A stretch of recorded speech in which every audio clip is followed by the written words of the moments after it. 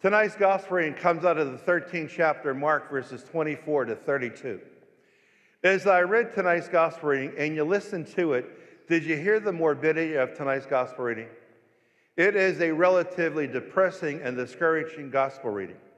For the crux of the gospel reading talks about the end of the world and the end of life. And there's a reason for it. Yes, sir, it turns out to be that tonight we celebrate the 33rd Sunday of the church year, the liturgical year, which the church year is called. Next Sunday, we celebrate the 34th Sunday of the church year, which means that is the last Sunday of the church year. You see, the church year starts again on the first Sunday of Advent. So you go through Advent, and then we get to Lent, and then we get to the Easter season. And after the Easter season, we start the first Sunday of Ordinary Time. So this week and next week are the last two Sundays of the church year. And what the church does, it tries to find gospel selections to deal with the end time, the end of the world, the end of our lives. And one such verse that really pronounces that is verse 32 of tonight's gospel reading. Let's take a look. Now, the setup is this, and a lot of people like to ask the question, you might be reading that verse, that's okay. But a lot of people like to ask the question, I would like to know when I'm going to leave this world. Every one of us will eventually have our last breath. When is that going to be? We find out the answer to that in this verse. Verse 32, again, as I said, 13th chapter of Mark. It says, but at that day or hour, no one knows. Now the angels in heaven, nor the angels in heaven, nor the Son, but only the Father. Only God knows when our life is going to end. As a matter of fact, that's information I would rather not know. If God walked up to you right now, God the Father, and he said, this is your end day, that would be too much to take, because now I would know it. I would rather live like, as we do right now, not knowing. But what I do know is this. For every one of us at Mass tonight, and I don't care what your age is, whether or not you're young, maybe 5 or 10, or maybe you're 15 or 20, in your 60s or 70s or beyond, what you know is this. Already up to this point, we have lived so much of our life. The very moment we exit the precious womb of our mom and we take our first breath, at that very moment, we now have lived 1 second, 2 seconds. And now we're living the remainder. The rest of our life is in front of us. How much life is in front of you? You don't know. How much life is behind you? You do know that. It's your age. Whatever your age, yes, that's how much life you've lived. And when you get to my age, there's an excellent chance you have lived more than you're going to live. So the question you got to ask yourself, since I don't know when my life is going to end, what do I need to do to really live my life to the fullest? To enjoy every moment of my life. Not to be troubled by mundane things. I remember many years ago on one of my former assignments, the church I was assigned to as a pastor then, as many parishes have had, except this one, is a church cemetery. Near every one of my former assignments had a church cemetery, and this one did. I just arrived at that parish. I was there about 2 months, and this fella came to the door, at the office door, asked to see me, and he walked into my office, and all of a sudden, without introducing himself, he started to yell and scream about the garbage dumpster that is on the church cemetery property. Now, he's yelling and screaming and using some vulgarity, and I'm just sitting there trying to find a way to interrupt this man to find out what's going on. And after 40 minutes, he stopped, and then he walked out. Just left. I never said anything to the church secretaries, but I'm sure they were wondering what's going on inside of that office. But what I did is I called the fella, the former pastor, who had been there for 14 years. And fortunately, he answered the phone, and I said to him, I got to ask you a question. I had this fella that was in my office. He walked in unannounced, and and then he interrupted me. Kenny, did he start to yell and scream about that garbage dumpster? And I said to him, how did you know that? He said, well, Kenny, I'll tell you what happened. He said, when I got there, the former pastor, when I got to that parish 14 years ago, I noticed the cemetery we had, which is a small cemetery, the people were putting their debris, the old flowers, the artificial flowers, when they were cleaning off the grave site, instead of taking it with them, they would just put it right there in the grass. So I realized we needed a dumpster, a garbage dumpster, so they could put it in a receptacle. He said, I put the dumpster there, and I put some shrubs around it and some flowers to make it look nice. Right after I put it there 14 years ago, this fella got upset, and he hated that dumpster. And once every 2 months, he'd come to my office, and he'd yell and scream and swear for 40 minutes about that garbage dumpster, and then he would leave.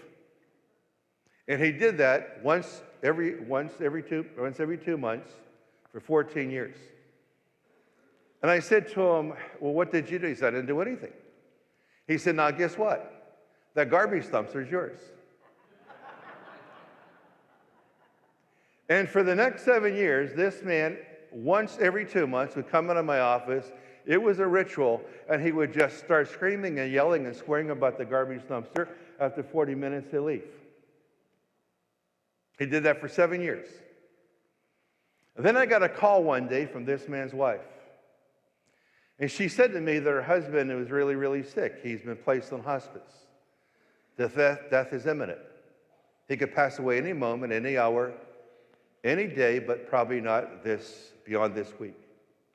If I would come and anoint him, sure, I'd go out to anoint him. So I'm driving out to his house thinking to myself, this is going to be real interesting. I'm driving out to his house, and I said to myself, in view of his passing, as he knows he's going to be leaving this world, if he mentions that garbage dumpster, that thing has to get off the cemetery property, if he mentions it, I'm going to move it. There's no place to put it. I'm just going to get rid of it. So I get to his house. His wife takes me back to his bedroom. She closes the door as she leaves so that we could have conversation in case he wanted to go to confession, things like that. And she left. It turned out to be that for the next 2 hours, we had this incredible conversation. Despite the fact that death was imminent, he was still coherent, cognizant. We could have a great conversation. We had a beautiful conversation for 2 hours. I anointed this man. We prayed together. We laughed together. We had an incredible conversation. After 2 hours, I had to leave. And he never mentioned that garbage dumpster. And when I went to leave, I put my hand on the knob of his bedroom door to leave, and I opened up the door. I'm ready to walk out, and he said to me, Father Ken. And I stopped, and I looked at him. He said to me, Father Ken, don't worry about that garbage dumpster. He said, now that I am dying, I realize now it wasn't that important after all. Is that sad? He said, Father Ken, don't worry about that garbage dumpster, because now that I'm dying, I now realize that garbage dumpster wasn't that important after all. When I left his room and closed the door and said bye to his wife, I got in my car, and literally I could feel these tears coming out of my eye and rolling down my cheeks. I thought to myself, those are really very sad words. For 21 years, 14 for the previous pastor, and 7 for me up to that point. For 21 years, this guy was obsessed with that garbage dumpster. Coming and yelling and swearing and screaming for 40 minutes once every 2 months. And now, as he is approaching death, he now realized it's not really that important. You see, here's the message the church is trying to teach. Take a look at those words. But at that day or hour, no one knows, neither the angels in heaven nor the Son, but only the Father. How much time do we have left? Because what we're all living right now is the remainder. So much of our life is behind us. No matter what your age is, so much of your life is behind you. How much is ahead of you, we don't know. So what should I do to make sure that the days I have left are happy? They're not corrupted by anger. And you might know some folks, and all you have to do is just listen to people you have conversation with. Maybe every so often you might want to listen to what you say. How often we get angry and upset and mad, and we change the flavor of our day, ranting and raving about things that, when you put all those things that we like to yell and scream and get mad about, in a view of death, as it faces you, You might then say, those things that I always yell and scream about turn out to be not that important. It's amazing how quickly life changes, those things you might get upset about. And then you have a persistent cough, and then you go to the doctor and he says you have cancer. That in and of itself is no longer a death sentence. But it's still words that I do not want to be directed to me as I listen to the results of my test.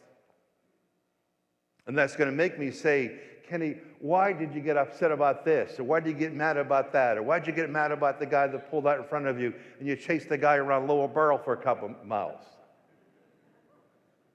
And when a doctor says you got cancer or you're going to die or death is imminent, then you say to yourself, it turned out to be not that important. How much life do you have left? We don't know. What we do know is how much life we individually have already lived. The saddest words I've ever heard came from this man, who for 21 years, once every 2 months, screamed at the priest before me and screamed at me and yelled and swore about a garbage dumpster on cemetery property.